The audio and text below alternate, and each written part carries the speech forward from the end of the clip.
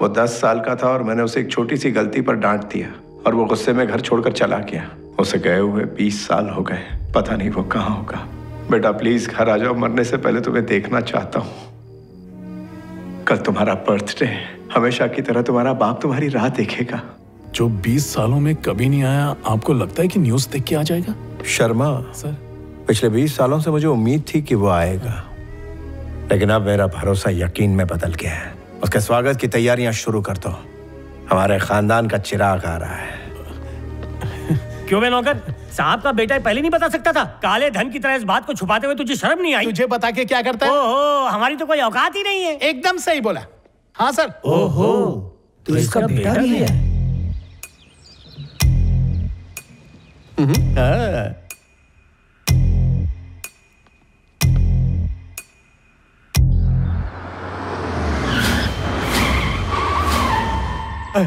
छोटे मालिक आ गए, छोटे मालिक आ गए।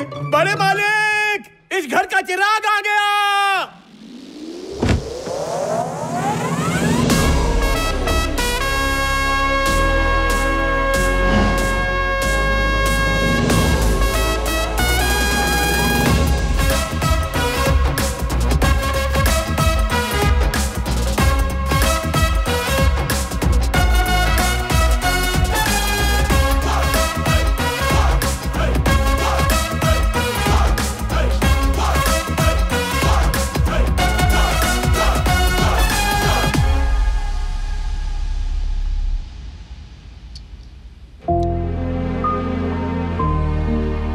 इतने सालों तक तुम्हें अपने पिता की याद नहीं आई बेटा?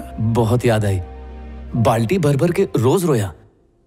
अब नहीं जाऊंगा पापा, यहीं पड़ा रहूंगा। ये लगेज कौन है? दरअसल मैं ही इसका दूसरा असली बाप हूँ। इसे पालने में 10 करोड़ खर्च हो गए और वो मुझे वापस चाहिए। अब तक कहाँ थे? और क्या करते थे? इतने साल क्यों नहीं आए? और आज क्यों आ गए?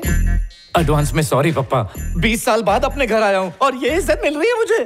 थैंक यू पापा। ये है मेरा नकली बाप। अगर घर देर से पहुंचूं तो कहाँ था, किधर था, पूछ के पकड़ डालता है। अपनेपन का एहसास होता है। पापा, मेरे भाड़े के पापा। लेकिन ये लल्लू, ये पंजू, ये चप्पड़-गंजू ऐसे सवाल कर रहे हैं जैसे आरटीओ के दलाल हो। चुप रहे, मैं आपके पैसों से अपने कर्ज उतारने नहीं आया। चुप हो जाओ, नंगा करके मारेंगे। मैं सब संभालूंगा। मैं इतने सारे सवाल, कान खोल के सुन लो। अगर किसी ने दोबारा सवाल किया तो मैं दोबारा घर छोड़ दूंगा। ये इतने सालों बाद घर आया और तुम लोग इसे परेशान कर रहे हो? आज इस घर का कुलदीपक लौट आया है, मैं बहुत खुश हूँ। सुना डुप्लीकेट? जी लो अपनी जिंदगी, ढिंढोरा पिटवा दो कि आपका बेटा हूं मैं। आनंद प्रसाद की इकलौती औलाद, इस घर का चिराग। बड़े मालिक, इस घर का दूसरा चिराग आ गया। कौन है वो? बुझाओ उसको। छोड़ दिया हाथ। असली आ गया तो क्या होगा? जेल होगी, एनकाउंटर होगा।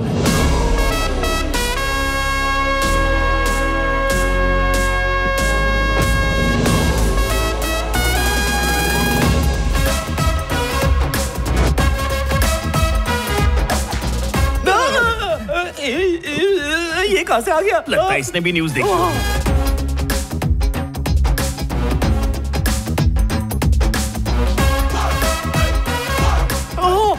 इसने भी माकर से टैटू बनवाया। Same to same. बड़ा आया।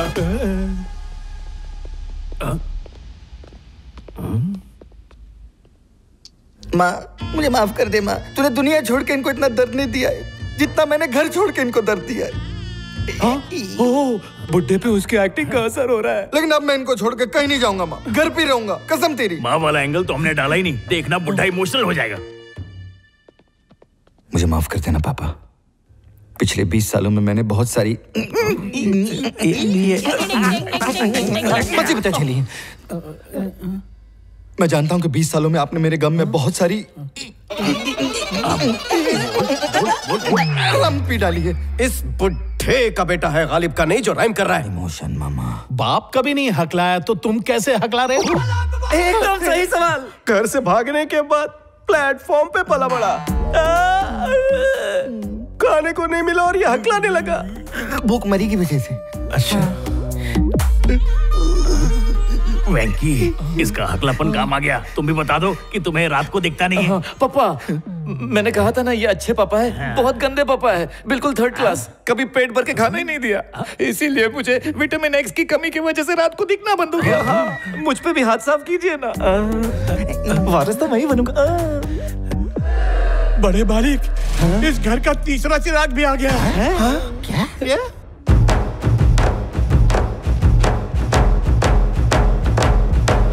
और ये टैटू देखिए डैडी, आपको छोड़ के मैं कभी नहीं जाऊंगा।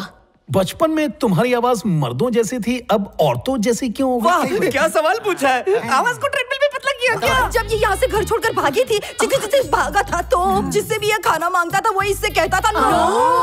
अब बचे हुए खाने से बच्चन जैसी आवाज थोड़ी निकलेगी। मतलब पौष्टिक खाना नहीं मिला इसको। हाँ वही। बड़े मालिक, चौथा चिराग भी आ गया। और कितने आएंगे शर्मा?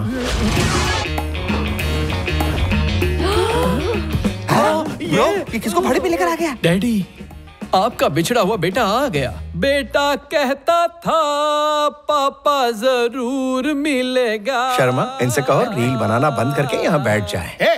मुंह से पुंगी मत बजाए जरा। परफॉर्मेंस से फाड़ दे इनको। हाथ हटाओ। पिछले 10 सालों से रामलीला का कंटिन्यूटी आर्टिस्ट हूँ। अब देखो कैसे स्वैग से अपना स्वागत करवाता हूँ। पिताजी के पैर छुओ। पिताजी, आप डैडी के नाम पे कलंक हो। उस रात मम्मी के साथ रोमांस करने की बजाय आप करवट बदल के सो जाते। सर, जूनियर आर्टिस्ट है क्या? बदन में साबुन लगाया था, नल में पानी नहीं आया तो मैं घर छोड़ के चला गया। जब घर में पानी वापस आ सकता है तो मैं भी घर में वापस आ सकता हूँ। पैर छुओ अपने पिताजी के। फिर से सेम डायलॉग मारूं क्या? घर छोड़ने के बाद ये बहुत बड़ा जूनियर आर्टिस्ट बन गया। अच्छा, ये बात है। पिताजी, आप डैडी के नाम पे कलंक हो। उस रात आप करवट बदल के सो क्यों नहीं गए थे? चलो शर्मा। जी सर। पापा, मुझे ले जाओ ना। सर क्या करना है सर? अरे मैं खुद अपने खून को नहीं पहचान पा रहा हूँ शर्मा। मुझे लगा था बेटा आएगा तो घर में खुशियां आएंगी, लेकिन ये तो सर्कस आ गया। हो ना हो, इन्हीं में से मेरी एक औलाद है। शर्मा, उनके रहने का अरेंजमेंट कर दो। जी सर। वाह वाह, क्या बात है। जाओ सब चुल्लू पर पानी में डूब मरो। वीडियो वायरल होते ही लालची कीड़े रेंगते हुए आ गए। तुम भी तो आ गए ना इस महल को चाट के साफ कर। अबे चुप, हमारे महल में चिलम चिली क्यों कर रहे हो? उसे कनिका में अपना बेटा दिखता है, तुम दोनों में नहीं। और तो और वो सिंघानिया हम दोनों पर बुरी नजर डाल रहा है। बाप रे, ऐसा चौंक क्यों रहे हो? उसने हमें देखा मौसी की नजरों से और प्यार से। जो भी तुम लोगों की तरफ देखेगा डरेगा और कांपेगा। वेंकी, बुढ़ा इनके जाल में फंस गया तो सोचो क्या होगा। गर्मा गर्म भजिया ले ले। 10 का 3, 7 का 2, 5 का 1, 10 का 3। अरे बाप रे, इनका कुछ करना पड़ेगा। हाँ ब्रो, इनकी पोल बुड्ढे के सामने खोलते हैं। अगर तुमने हमारी पोल खोली तो हम कमिश्नर के सामने तुम्हारा पिटारा खोल देंगे। कुत्ते बिल्लियों की तरह मत लड़ो। हम सबका एजेंडा एक ही है। हम सब डुप्लीकेट हैं दोस्तों, इसलिए अपना अपना रोल निभाओ। इससे पहले कि असली वारिस आए, इसे लावारिस बनाकर निकल जाओ। अरे कैसा ढक्कन पुलिस वाला है, अंदर की बात बाहर के लोगों के सामने चिल्ला के बोल रहा है। यार, अगर कोई हमारा प्लान सुन रहा हो और बुड्ढे को धक्का दिया और इल्जाम हम पर डालकर सारा माल ले गया तो?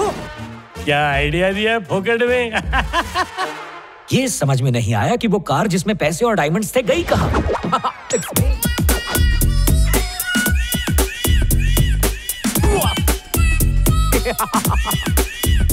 नमस्ते सर। नमस्ते। आप विंटेज कार करोड़ों में खरीदते हैं ना? ये 1 करोड़ की है। हिटलर इसी में बैठ के ऑफिस जाता था। ये तो असेंबल कार है। मतलब जैसे चाइना के फोन आते हैं वैसे इसके पार्ट डुप्लीकेट है। अरे बाप रे, लग गई। सेठ जी 200 रुपए दे दीजिए, बहुत भूख लगी है। तो अभी से कुछ नहीं खाया। चाय के लिए 10 रुपए तो दे दो। I hate you.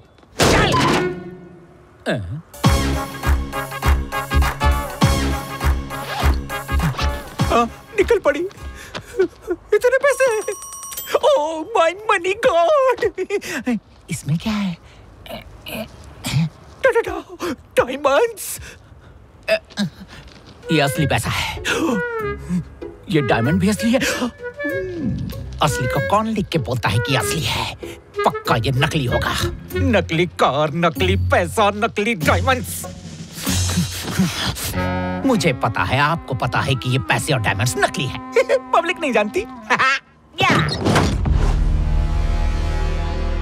ये बताओ यहाँ क्यों लेकर आए? तू सेठ जी को टपकाएगा क्या? पागल है क्या? तो जो टपकाएगा उसके पास आए।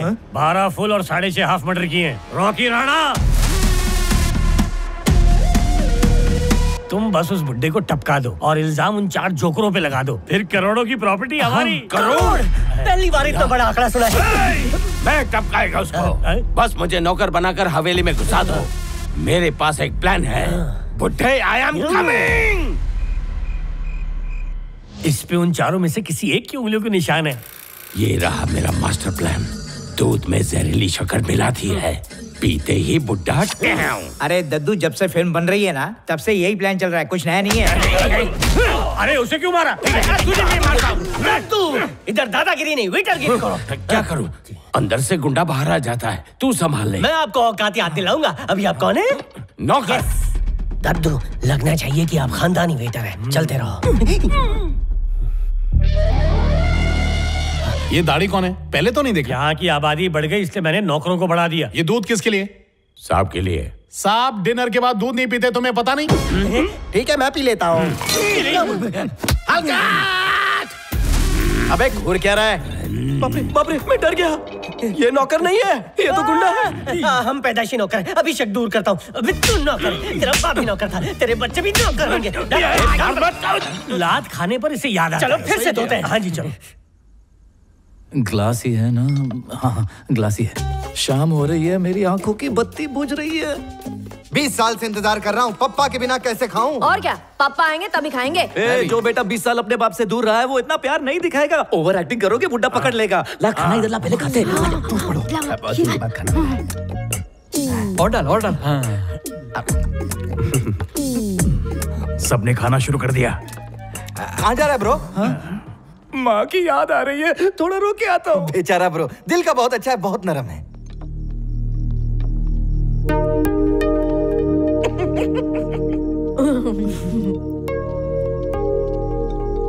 पापा, पापा कहाँ हो? तुमने खाना खाया बेटा? पापा, मैं 20 साल के बाद आपसे मिला हूँ। मैं अकेले खाना कैसे खा सकता हूँ? मैं इन जंगली सुअरों की तरह नहीं हूँ।